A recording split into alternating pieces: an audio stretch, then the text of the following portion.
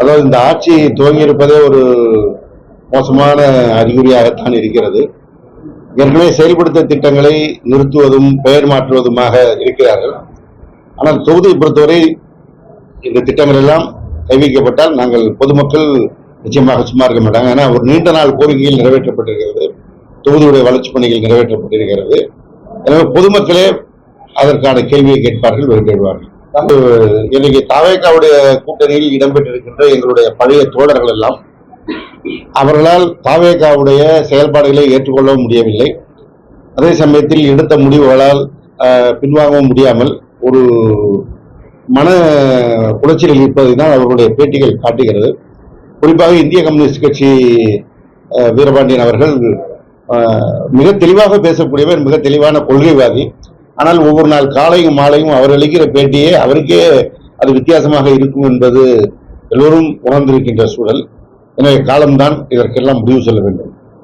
ஒரு சமூகம் ஒடுக்கப்பட்டு பல்வேறு அழுத்தங்களுக்கு ஆளாக்கப்பட்ட சமூகத்தை கை தூக்கிடுவதுதான் அரசியல் சட்டமைப்பு மேதை ஆனால் அம்பேத்கர் அவர்கள் இதற்கான பல முடிவுகளை எடுத்தார்கள்.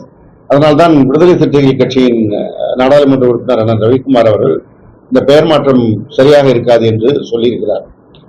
விடுதலை சிறுத்தைகள் கட்சியை பொறுத்தவரை அவர்கள் இந்த அம்பேத்கர் கொள்கையிலே தெளிவாக தீவிரமாக செயல்படக்கூடியவர்கள். எனவே அவருடைய வாதம் என்பது இந்த நேரத்தில் மிகுந்த முக்கியத்துவம் வாய்ந்தது.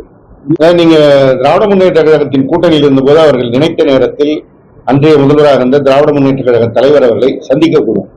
அறிவாலயத்திற்கு வந்தாலோ, சட்டமன்ற தலைமைச் செயலகத்துக்கு சென்றாலோ, இல்லை அவர்கள் இல்லத்திற்கோ சென்று சந்திக்கக்கூடிய சூழல் இருந்ததால் பல்வேறு கருத்துக்களை விவாதிக்கக்கூடிய வாய்ப்பு இருந்தது. ஆனால் இன்றைக்கு தவேகா தலைமையோடு அவர்கள் சந்திப்பதே ஒரு பெரிய செய்தியாக வரக்கூடிய அளவுக்கு மாறி இருக்கிறது. எனவே அந்த இடைவெளி என்பது உங்கள் பார்வையில் நீங்களே சொல்வது போல ஒரு அரவணைப்பு குறைவான சூழலில் இருப்பது போன்ற ஒரு தோற்றம் ஏற்பட்டிருக்கிறது. உண்மையும் அதுதான். அதிமுகவை பொறுத்தவரை அந்த கட்சியினர் இப்பொழுதாவது தூக்கத்திலிருந்து எழ வேண்டும். விஜயோட வெற்றிக்கு முக்கிய காரணமாக அமைந்தவர்களே அவர்கள்தான். குறிப்பாக எடப்பாடி பழனிசாமி அவர்கள் இன்றைக்கு ஒரு பெரிய கட்சிக்காக காத்திருக்கிறேன், கொடி பறக்குது பார் என்றெல்லாம் சொன்னாரோ, அதிமுக தொண்டர்களே அதன் காரணமாக நிலைகுலைந்து போனார்கள். அதுதான் சென்னை உள்ளிட்ட மிக அந்த 4 மாவட்டங்களுக்குமான தோல்விக்கான காரணமாக அமைந்தது. மிக குறிப்பாக சொல்ல வேண்டும் என்றால், முன்னாள் அமைச்சர் ஜெயக்குமார் அவர்கள் அமைச்சராக இருந்து தேர்தலை சந்தித்த போது அதிருப்தி இருந்தால் கூட 38,000 ஓட்டு வாங்கியிருந்தார். ஆனால் இந்த தேர்தலில் 18,000 ஓட்டுகள் தான் வாங்குகிறார். மீதி 18,000 ஓட்டுகள் அதிமுகவின் ஓட்டுகள் தான் தவேகாவிற்கு சென்றிருக்கிறது. அதனால்தான் சென்னை, காஞ்சிபுரம், திருவள்ளூர், செங்கல்பட்டு மாவட்டங்களில் தவேகா ஒரு மிகப்பெரிய வாக்கு வித்தியாசத்திலும் வெற்றியையும் பெறுவதற்கு காரணமாக அமைந்தது. இனியாவது அதிமுக தலைமை விழிக்க வேண்டும். இந்த மிரட்டலை அவர்கள் ஆரம்பத்திலிருந்தே சொல்லிக் கொண்டிருக்கிறார்கள். ஏற்கனவே ஆதவர்ஜுனா சொன்னதை இப்போது நிர்மல்குமார் வழிமொழிந்திருக்கிறார். நாங்க தான் அடுத்த அதிமுக, நாங்க தான் இப்போ அதிமுக ஆதவர்ஜுனா ஏற்கனவே சொல்லிட்டார். அதிமுகவை பொறுத்தவரை அடிமட்ட தொண்டர்கள் இந்த கருத்துக்களை விரும்பவில்லை என்பதுதான் என்னை சந்திக்கின்ற அதிமுக தொண்டர்கள் சொல்கின்ற கருத்தாக இருக்கிறது. நாங்கள் இந்த குன்னத்தூரில் வெற்றி பெற்று நன்றி சொல்ல போன போது கூட, நன்றி சொல்கிற ஊர்ல அதிமுக துண்டோடு வந்து என்னிடத்துல கை கொடுத்த அதிமுக தோழர்கள் உண்டு. அவர்கள் அப்படி கை கொடுத்ததற்கு காரணம் நீயாவது வெற்றி பெற்றாயே என்ற மனநிறைவு சொன்னாங்க. அது என்ன கருத்து வெளிப்படுத்துகிறது என்றால், அதிமுக தலைமை இன்றைக்கு ஏற்படுத்தியிருக்கின்ற தோல்வியை தவேகாவுடைய வெற்றி காரணமாக அமைந்திருக்கிறது. இது மிகுந்த மன வருத்தத்தில் நாங்கள் இருக்கிறோம் என்பதுதான் அதிமுக தொண்டர்களுடைய உணர்வாக நான் வருகிறேன். அந்த பிரச்சனையே இல்லை. மற்றவர்கள் சொல்கின்ற கதைக்கெல்லாம் திமுக பதில் சொல்ல வேண்டும், திமுக தலைமை பதில் சொல்ல வேண்டும் என்று எதிர்பார்ப்பதே இது ஒரு நரேட்டிவ் செட்டிங் தான். குறிப்பாக தவேகாவுடைய வீகோபாளர்கள் ஆதவர்ஜுனா இந்த கூட்டம் தான் இந்த செய்தியை தொடர்ந்து பரப்பிக் கொண்டிருக்கிறார்கள். இல்லாத செய்தியை பரப்புகிற ஒரு கோயபல்ஸ் ஹிட்லருடைய காலம் போல பிரச்சார பயணம் தான் இன்றைக்கு விஜயுடைய ஆட்சியில் நடக்கிறது.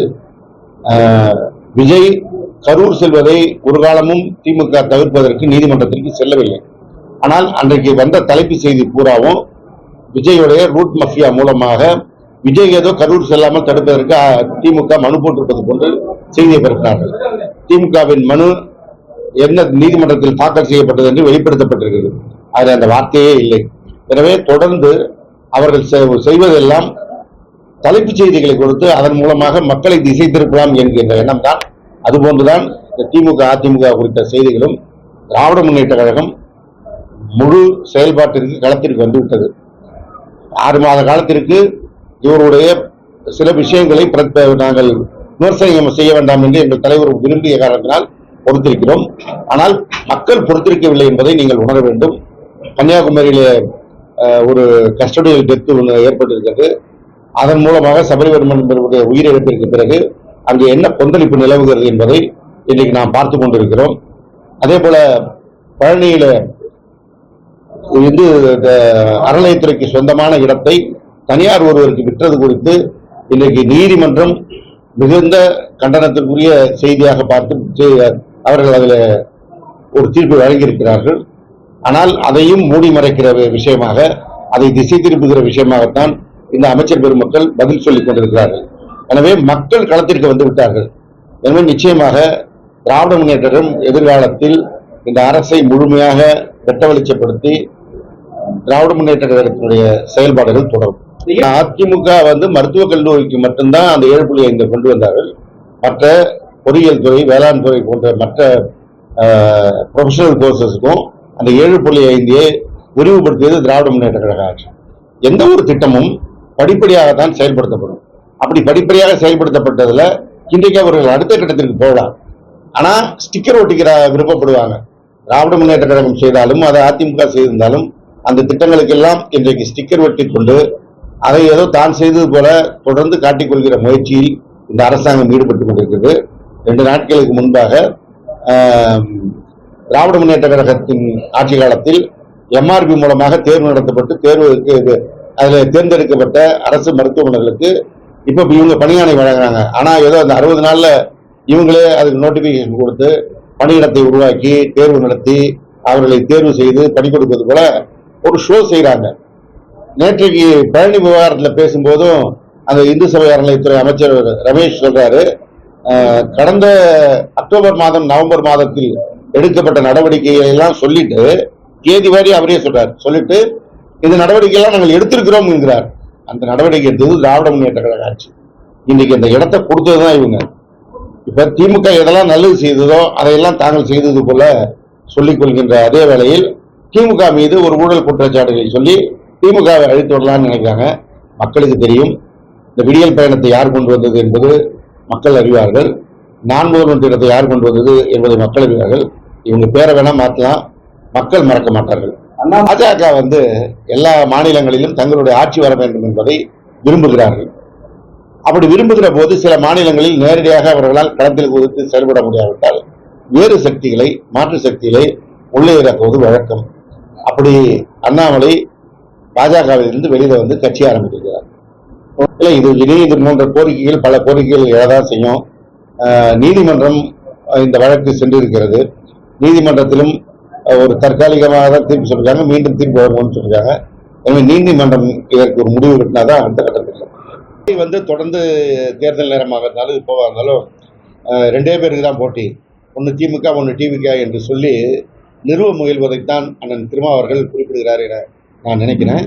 இதன் மூலமாக அதிமுகவை ஒட்டுமொத்தமாக காலி செய்து விடலாம் என்கின்ற எண்ணத்தில் தாவேக விஜய் இருக்கிறார்கள்.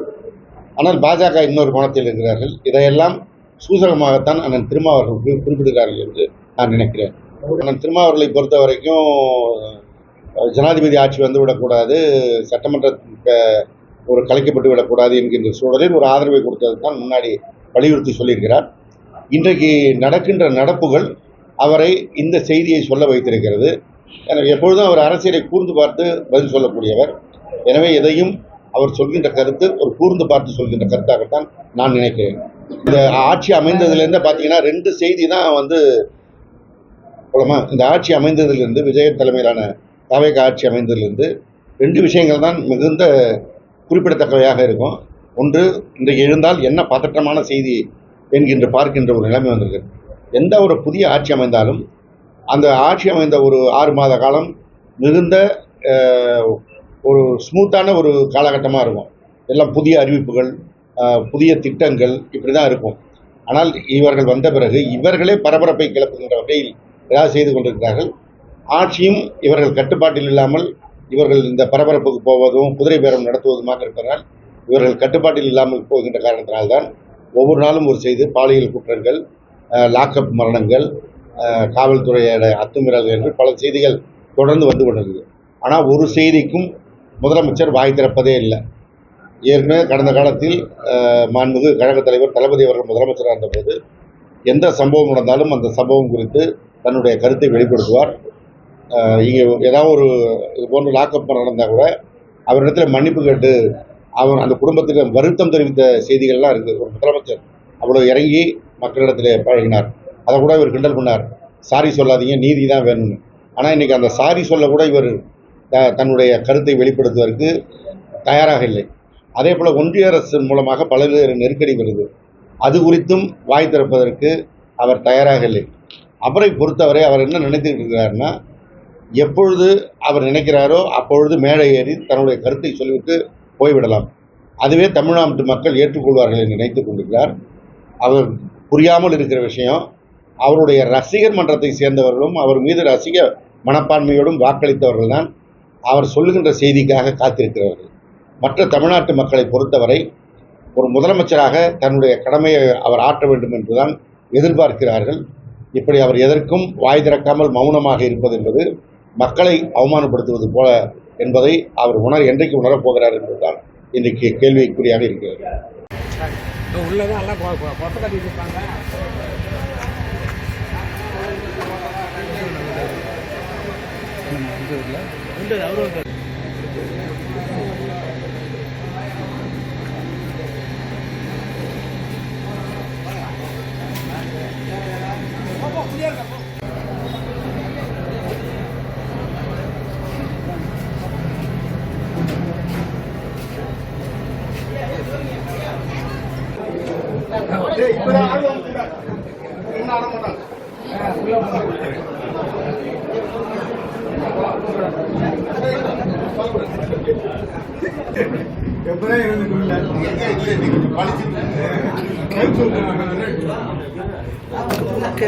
புரிஞ்சு வாங்க.